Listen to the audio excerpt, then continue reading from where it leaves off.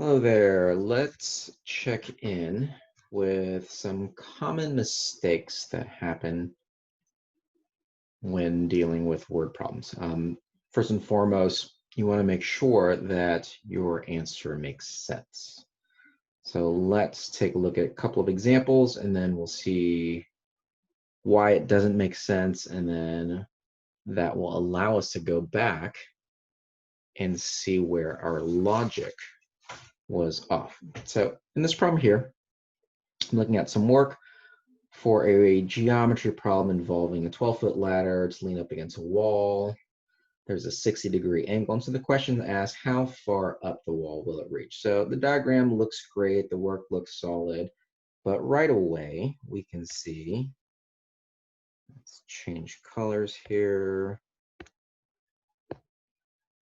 that this answer does not make sense. Right? Our ladder is 12 feet tall. So there's no way, even if you stood against the wall upright, you would ever reach 13.85 feet. So right off the bat, you should, whenever you get a response, make sure that it at least fits the logic of the problem. So this allows us to go back and see, okay, well, where did we mess up? So let's start at the very beginning here. And so we have these trig functions. If you remember SOHCAHTOA,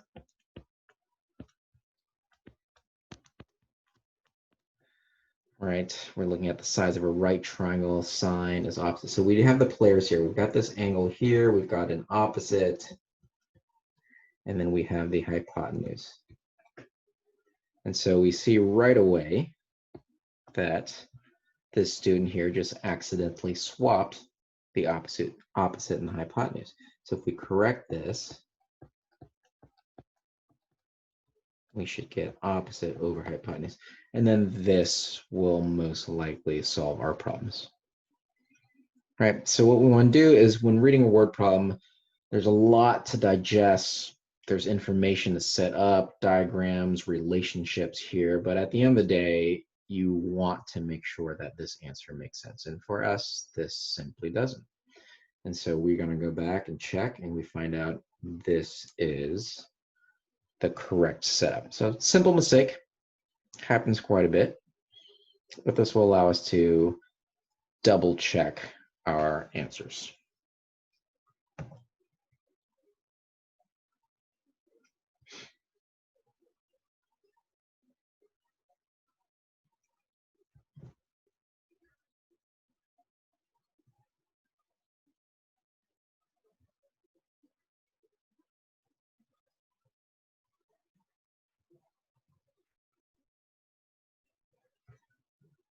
All right, in this follow-up example, we've got a distance, rate, time problem here.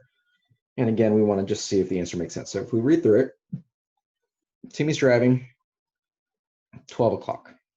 10 seconds later, Mikey leaves going way faster at 100. And the question's at what time will Mikey catch up to Timmy? So a couple things right off when I'm looking at this answer here. Question is asking for what time, right? So this is not converted to time, but even if I did, this is saying this is over 1 day later that Mikey would catch up. Now, does that make sense? Timmy has a head start of 10 seconds. Mikey's going almost twice as fast. So it doesn't make sense that it would take over a day to catch up. So let's go back and look here at what this student did. So if we remember our relationship here, rate times time is distance. And so this student here has set up the distance for each of the boys, Timmy and Mikey, right? So we have an unknown amount of time, and then this here, Mikey's leaving 10 seconds later. So we have that. And then the distances are equal. And so we set this up here. So this looks okay, because if they're going to catch up, they've traveled the same distance. The problem is right here. We're mixing units.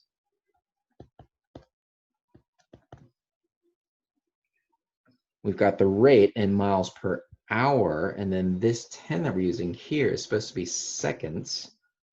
But if everything is in hours and we have converted it, then we're kind of assuming that Mikey traveled 10 hours later. All right, so that is where the mess up is. So we need to convert 10 seconds into hours. So how do we do that? We have 10 seconds, and then we do a little bit of unit conversion here. So for every 1 minute, there are 60 seconds. And then for every 1 second, every 1 hour, let's erase that.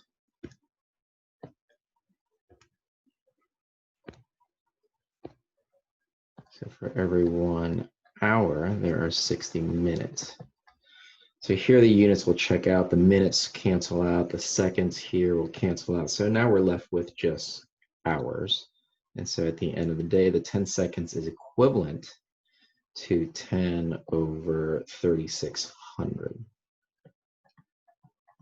So now this is in hours. So the relationship setup was perfect, right? Equal distances, so they're going to catch up. The problem here is just forgetting to be consistent in all of your units. So if you're going to use miles per hour, then all the times needs to be in hours as well. So if we want to fix this, we have the distance that Timmy traveled, right? So that's 60, the rate times T, the amount of hours. And then Mikey now is going at 100, but leaving this many hours later, which is just equivalent to 10 seconds, but now the units are all in hours. And then this should fix it for us.